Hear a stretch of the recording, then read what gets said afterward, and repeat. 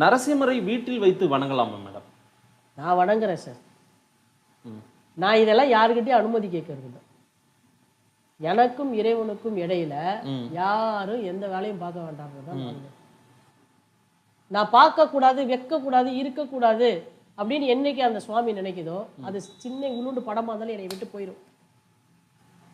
அது இவ்வளோ பெரிய படமா இருந்தாலும் என்னை விட்டு போயிடும். இருக்கணும்னு ஆயிடுச்சுன்னா நானே வேணான்னு அப்புறப்படுத்தணும்னு நினச்சாலும் போகாது. ஒரு உதாரணம் சொல்ற பாருங்க.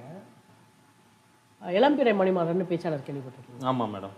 அவங்கள்ட்ட சாதாரணமாக ஒரு நாள் உட்காந்து உட்லன்னு சொல்லிருக்காங்க, வேற ஏதோ நிகழ்ச்சிக்கு வந்திருக்காங்க, பேசிக்கிட்டு இருக்கோம். சரி. பேசிக்கிட்டே இருக்கும்போது திடீர்னு முக்கூர் லட்சுமி நரசிம்மாச்சாரை பற்றி ஒரு பேச்சு வந்தது. முக்கூர் லட்சுமி நரசிம்மாச்சார் குறையொன்றுமில்லைன்னு சொல்லி தொடர்ச்சியாக பல வால்யூம்ஸ் வந்து நரசிம்மரை பற்றி, மட்டப்பள்ளி தான் அவருக்கு வந்து ஆந்திராவில் இருக்க மட்டப்பள்ளி நரசிம்மர் அவர் மனசுக்கு ரொம்ப பிரியமானது. அவரை பற்றி பேசணும். நான் பேசினதை அவங்க பேசினதை கேட்டதே இல்லை. என்னொன்று ஐயோ, ஒரு பேச்சுன்னு கேட்கணும்னா நீ முக்கூரோடைய பேச்சு கேட்கணும், யாருமே காப்பி அடிக்க முடியாத பேச்சு அதுன்னு சொன்னாங்க. என்கிட்ட குறையொன்று முல்லை புக்கு இருந்தது. நான் கடையில் வாங்கி வச்சிருந்த புக்கு தான்.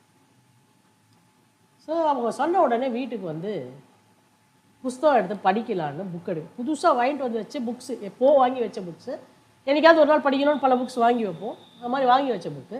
சரி, பேசிட்டு வந்தோடனே அந்த புக்கு திறக்கிறேன் சார். ஒரு புது புக்கு, புது புக்கு. அந்த புக்குக்குள்ளே ஒரு பேஜில் ஜெராக்ஸ் பண்ண ஒரு மட்டப்பள்ளி மங்களாஷ்டகம் இருக்குது. நீங்கள் அதுக்கு என்ன சொல்லுவீங்க? அது விற்பனையில் அட்டாச்மெண்ட்டாக வர்றது கிடையாது, பழைய பேப்பர். அது பழைய பேப்பர் யாரோ ரொம்ப நாள் ஜோபியில் வச்சுருந்து இப்படி மடிச்சு அந்த புக்குக்குள்ளே வச்சுருக்காங்க. அது அந்த மட்டப்பள்ளி மங்களாஷ்டகம் ஃபஸ்ட்டு கையில் கிடச்சிது.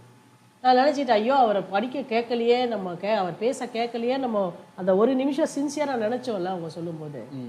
அந்த குருவுக்கு அது கேட்டிருக்கணும், நீ என் பேச்சை கேட்டிருக்கணும், நான் சாதிச்ச இந்த மட்டப்பள்ளி மங்களாஷ்டகம் உனக்கு வருது அப்படின்னா அவர் கொடுத்ததான். நான் அன்னையிலேருந்து எங்கள் வீட்டில் டெய்லி அந்த மட்டப்பள்ளி மங்களாஷ்டகம் சொல்லி தான் சார் நான் ஆர்த்தி இருக்கேன். சரி.